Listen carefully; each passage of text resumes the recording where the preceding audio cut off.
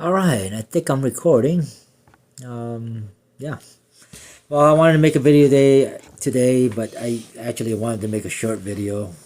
But I decided after I put all these things together, I wasn't gonna make it in a 60-second video. So, but hopefully I'm gonna lead to the point I'm trying to make. I'm gonna start off with the kind of a short history, a quick history of what happened to Israel that brought them to this situation today.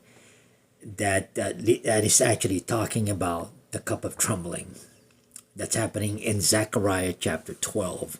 We are living in that hour. It is a cup of trembling, and it's not going to stop. This is planned. This is the will of God. Unfortunately, I have sympathy for the Palestinians, what's happening to them. But this is the will of God. Hopefully, I'm going to make the point correctly. Hopefully, I can walk you through to why I believe we are in Zechariah chapter 12. Okay, and right after chapter 12, you can read Zechariah 13 and 14. It's the continuation of what happens. It's going to be the end result of how this is going to end. We're in Zechariah chapter 12 right now, but this is going to end in Zechariah chapter 14, which is described in Revelation chapter 14 also. Okay, we are in the sixth trumpet right now. Revelation chapter 9, Revelation chapter 13, Revelation chapter 17, and Revelation chapter 18, which is describing Zechariah chapter 12. Okay, I just want to. I've made videos of this in the past. You can watch my other videos, but today I'm going to try to walk the people who's watching this video why I believe we're in Zechariah chapter 12, which is the sixth trumpet war. And I made videos on that in the past. But here we go. This is Romans chapter 11. This is what leads Israel to where they are today in Zechariah chapter 12.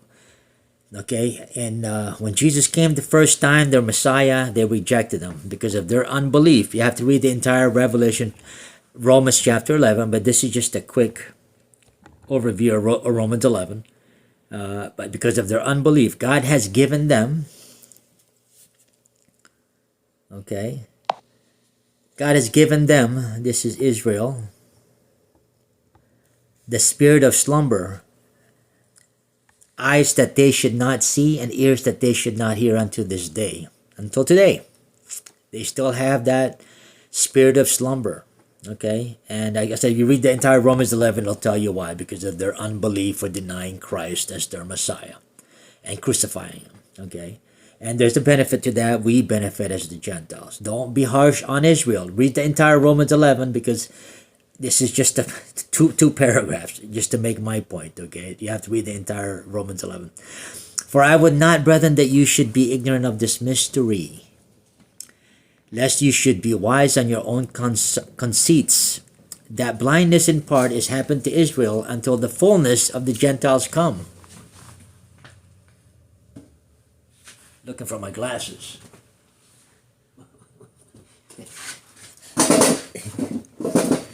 Okay. Okay, that's a little better. All right. Until the fullness of the Gentiles has come. I just want to. Okay, so this happens after they deny Yeshua, Jesus Christ, that they crucified on the cross. They're blinded. Okay? And they're going to be blind until the fullness of the Gentiles has come. Okay?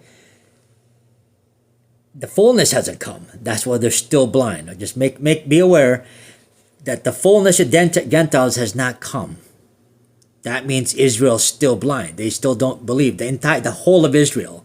There's some Israelites that's called the Messianic Jews, individual, but the entire state of Israel is still in a state of blindness, in a spirit of slumber.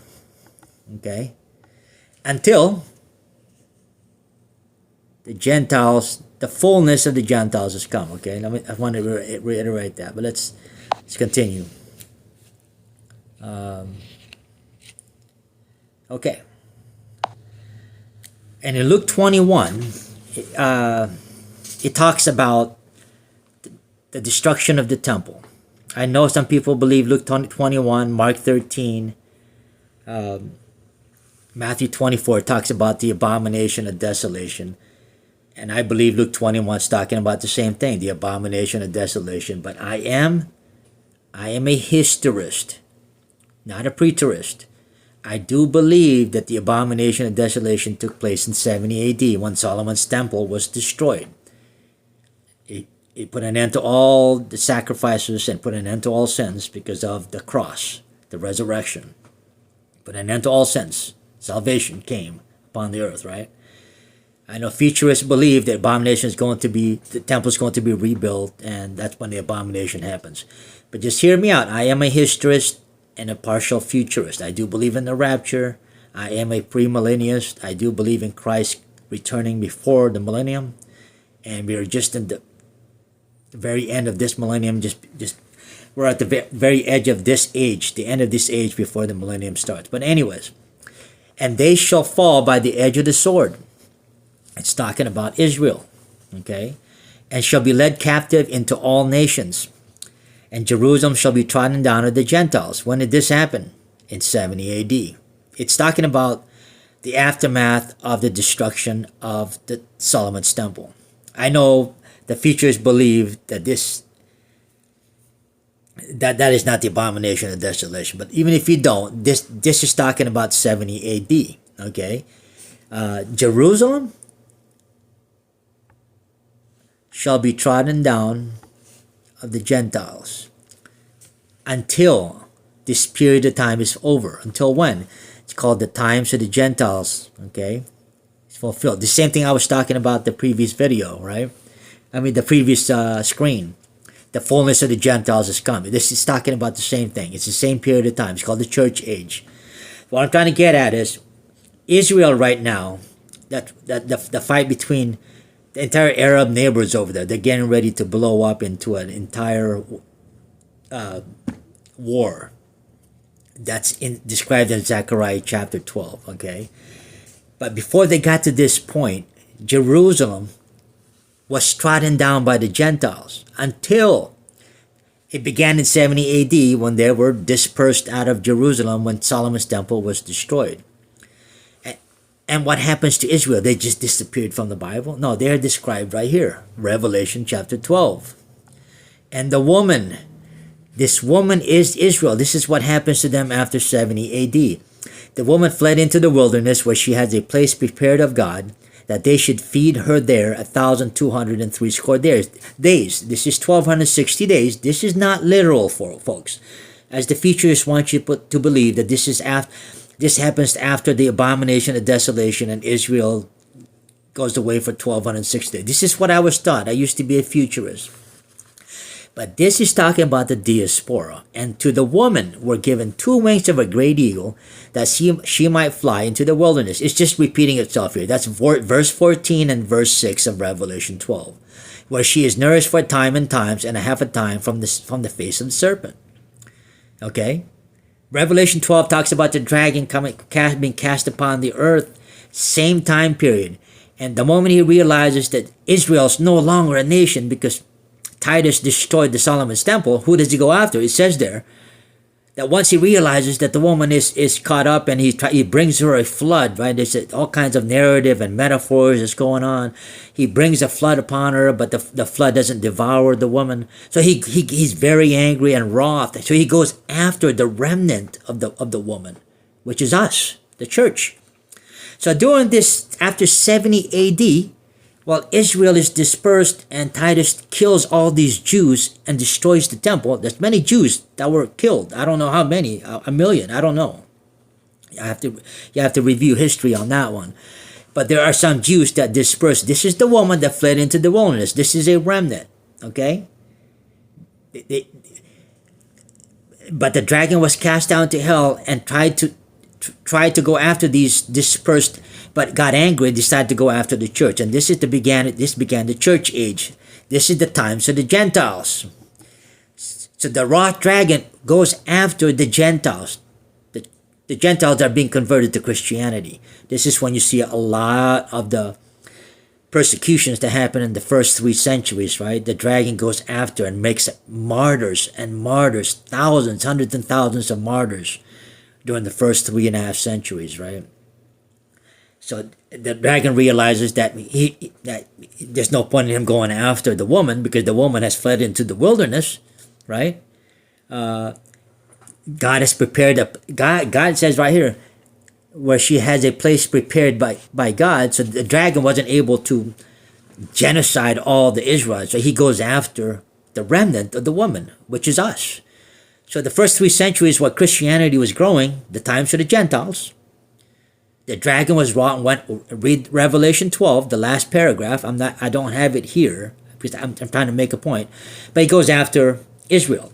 I guess I'm going through both the history of the church and the history of Israel. Okay, so this is what happens to Israel from 70 AD until 1948. 1948, United Nations gave Israel a nation after their independent war, right? They had a 1947 war, and United Kingdom helped give them that nation.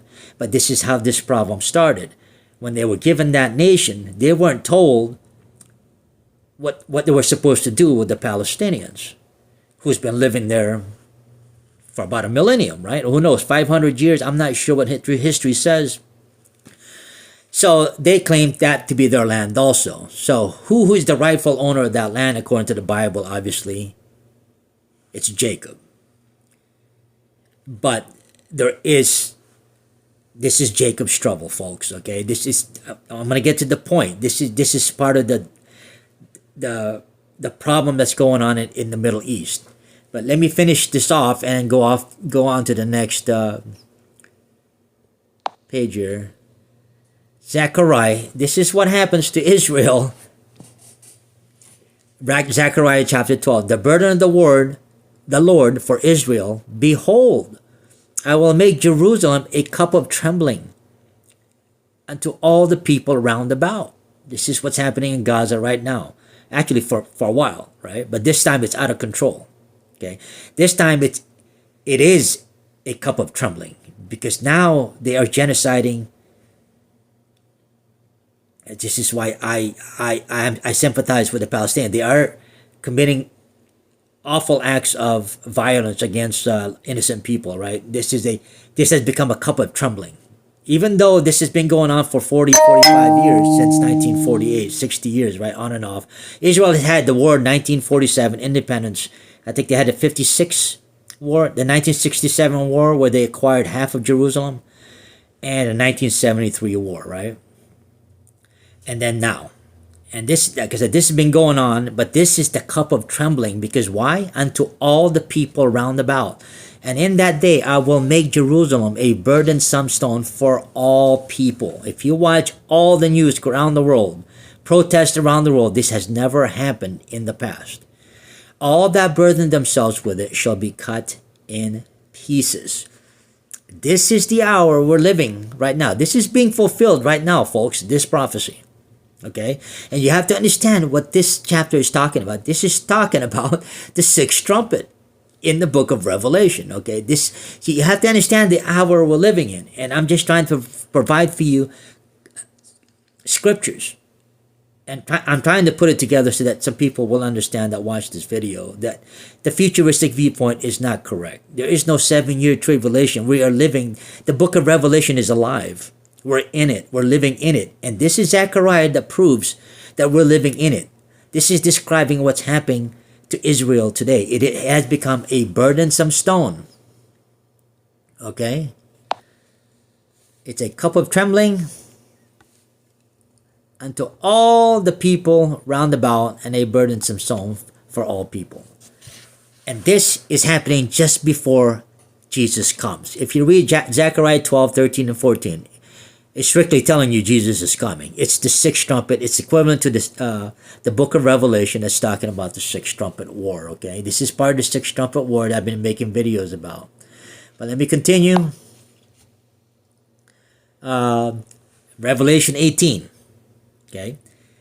Rise and measure the temple of God, and the altar, and them that worship therein. But the court which is without the temple leave out, and measure not. The futurists believe this is Solomon's temple, folks. Okay, I'm here to let you know that I don't believe in the second temple. I do believe in the rapture. I do believe in the second coming. I do believe in him coming now before the millennium. I'm with all that stuff. But this is not talking about the temple. For it is given unto the Gentiles, and the holy city shall be they tread underfoot 42 months. Once again, there's another 42 months here, 1260 days. This is not the same 1260 days concerning the wilderness, folks, okay? It's not the same 1260 days it's talking about here. Times and a half, okay? Or 1203 score days. This is talking about Israel, okay? During the diaspora, it's more like 2,000 years. It's symbolic. It's a metaphor. It's not 1,200 literal days. Now this one is literal, guys. Okay, how do you know when it's literal and when it's metaphor? You have to read the context. This is talking about a literal 42 months. Literal. This is literal. This is not a period of 2,000 years. And this is what's getting ready to begin right now. Because you know what this is talking about? The temple here, the temple of God, folks. Read it and weep it. Paul talks about it. It is not Solomon's temple. This is you and I. Yes, rise and measure you and I. This is John seeing the dead saints in heaven before the throne and the altar and the throne. He's in the spirit. He's getting a vision. And that them that worship therein. He's seeing the throne of God here, okay? He's seeing us. Not you and me, but the people before us that passed away that are saints. He's seeing the 24 elders. He's seeing the 4 beasts. He's not measuring with some kind of measurement. God's telling him, look. Take a look at my accomplishment.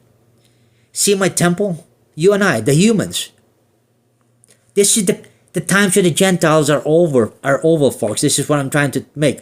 This is what's coming to an end, getting ready to be fulfilled. What's happening in Israel is they're getting ready. The focus is getting ready to shift from the church to Israel.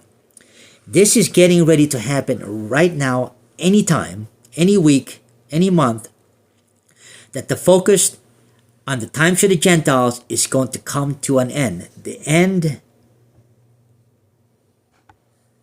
of the Gentiles.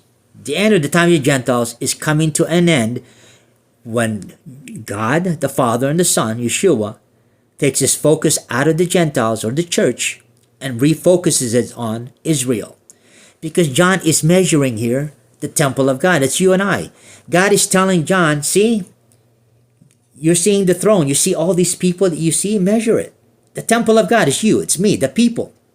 But what kind of people are there? Are they? The people that are saved by grace, right?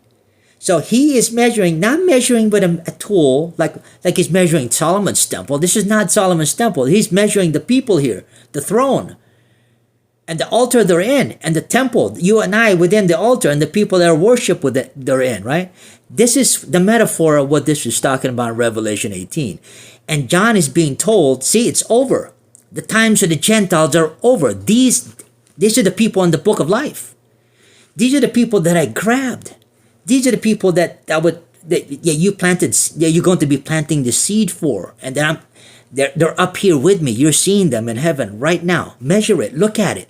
And then leave out, but the court, which is without the temple, leave out, because those are the Gentiles. He goes, see those people out there? Outside the court? He's using the Solomon's temple as a metaphor to describe the church. Okay? The temple here is the church, and the church is you and I. It's human beings. Okay? We are the temple of God. Okay? He said, outside the temple, measure not. These are the Gentiles. Okay? So he's telling him, the times for the Gentiles are over. The book of life is complete. I got my people. So now he's concentrating on the holy city.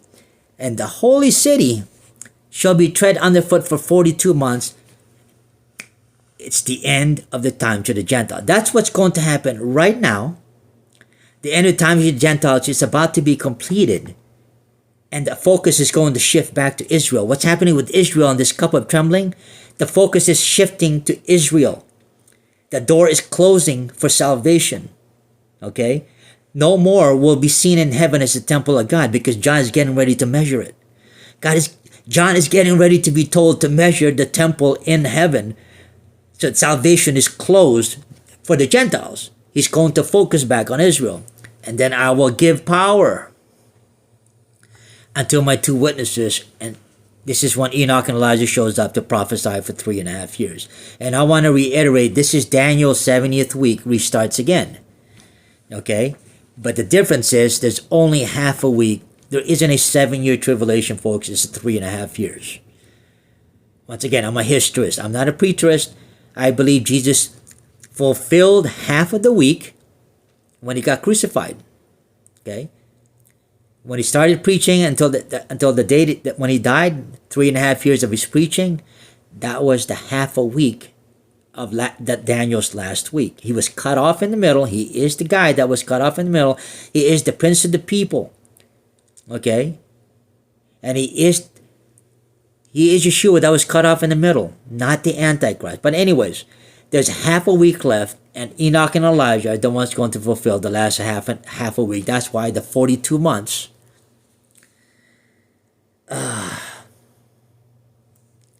that's why the 42 months is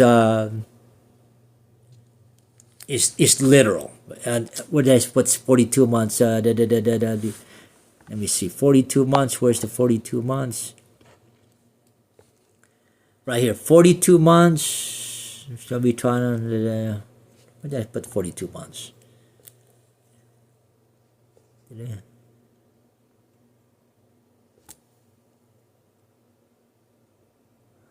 Okay, that's so we got. I guess that's where it is. Huh? Where did I find the 42 months? Did I get there? Zechariah. Oh, what did I miss? Zechariah. But anyways, yeah, 42 months right there. What am I missing? So 42 months. That's why the 42 months are literal, folks. This is the last 42 months that the futurist believes is after the abomination of desolation, but there's no abomination of desolation happened in 70 AD. But it is going to happen. This 42 months is a literal 42 months. But it's a 42 months that concentrates back on Israel and takes the focus out of the church. This is why John is told to measure the heaven, the throne, because the times of the Gentiles are over. No more on earth are the Gentiles converted. The conversion is over. The gospel has been preached to the world. It's coming to an end. The focus is coming back to Israel, and the focus is to restore whole of Israel back into the kingdom, okay, that they rejected 2,000 years ago. They were blinded, remember? The times of the Gentiles are coming to an end. When is their blindness lifted? When the times of the Gentiles are over. That's what this is talking about in Revelation chapter 11. The times of the Gentile is over, and the blindness is going to come out of Israel. And here we go. Here's more verse. Back to Zechariah chapter 12. A few chapters and verses forward. In that day I will make the governors of Judah like a hearth of fire among the wood, and like a torch of fire in a sheaf, and they shall devour all the people round about. Isn't that what they're doing? People are accusing Israel of genociding. I sympathize for the Palestinians. They shall devour all the people round about, on the right hand and on the left, and Jerusalem shall be inhabited again in her own place. Listen to that. First, it's going to be trodden underfoot, right? First, it's going to be trodden underfoot for 42 months, but then it says Jerusalem shall be inhabited again in their own place. What does that mean? After this 42 months, I mean, the two witnesses has to show up during this 42 months, and then Jerusalem will be given back to Israel. After the two witnesses show up, though, for 42 months, while Jerusalem is trodden underfoot. Okay? And it shall come to pass on that day that I will seek to destroy all the nations that come against Jerusalem. He's getting closer to Armageddon. This is the very end, folks. This is the end results of what's happening with Gaza. Okay? But first, the two witnesses has to show up. The times of the Gentiles has to finish. And then Jerusalem will be given to Israel. Because why? Because it says, I will seek to destroy. Who's I? God. I will seek to destroy all nations that come against Jerusalem. God's going to defend Israel concerning Jerusalem. And I will pour upon the house of Israel, house of David, upon the inhabitants of Jerusalem, the spirit of grace and supplications. Hear that? That's conversion, folks. Israel is going to be converted, and they shall look upon me, Yeshua, whom they have pierced. Israel will be converted at the end of this conflict. This is not a conflict. This is World War III. Okay? And let me continue. And here is the result. I'm going all the way through. And then Zechariah describes the day of the Lord. There are many verses in the Bible that describes the day of the Lord. Amos, Joel, Paul, I think Peter uses the word the day of the Lord. The day of the Lord is the literal day Jesus comes. The second advent, okay? Behold, the day of the Lord cometh. For I will gather all nations against Jerusalem to battle. This is the battle of Armageddon. This is the result of after them get Israel. When Israel receives Jerusalem back, this is the battle of Armageddon. This is what's happening right now. The result of what's happening right now is this Zechariah 14. This is the very end, the day of the Lord. For I will gather all nations against Israel to battle. Then shall the Lord go forth and fight against these nations. You hear that? Then the Lord shall go forth and fight against. God himself, Jesus himself is coming to fight against the nations. The nations are doing what? The nations are gathering against Jerusalem. And then Christ himself are going to fight against these people. This is the Armageddon. And if you read the rest of Zechariah 14, it is describing Armageddon. It's describing Revelation 16. Okay, it's equivalent. Revelation 16. But this Zechariah 14 is equivalent to Revelation 14. And lo, and looked, and lo, a lamb stood on the Mount Zion, and with him 144,000. This is describing what's written in red here, folks. And his feet shall stand in that day on the Mount of Olives. And Zechariah 14 and Revelation 14 is talking about the same day, the same hour, the same minute, same event, the second advent, the parousia. Okay? The rapture happens the same day. I'm not a post-tribulation. I'm not a pre-tribulation, a mid-tribulation. I'm not a futurist. I'm a last trumpet tribulation. This is the rapture, also the day of the Lord. Okay? With him, the 144,000. And if you read the rest of Revelation 14, it tells you that he collects his elect, okay? That the harvest is happening. That's the rapture, okay? And then if you read Matthew 24, it talks about him gathering the elect in the four corners of the earth. That is the rapture, and that happens in the same time as Revelation 14. His feet shall stand in that day upon the Mount of Olives, and the Lord my God shall come, and all the saints with which says with thee. I don't know why I put thee. Maybe it's him. But anyways, I think this is the last of it. I just wanted to point out that I think that's the last of it. That's what's happening with Israel. We are in the sixth trumpet. This is not the video about the sixth trumpet, but this is we're in the sixth trumpet. I'm just giving you more verses to prove, hopefully, that we are in the sixth trumpet without using the book of Revelation. But anyways, like I said, I don't think I could have fit this in a short video. I was trying to go as fast as I could. I also wanted to read you Ezekiel 37 that describes the dry bones. That's what happens during the time that we're in the wilderness, right? But anyways, hopefully this is an eye-opener for some. And maybe may the Spirit fill you with the truth here. God bless you.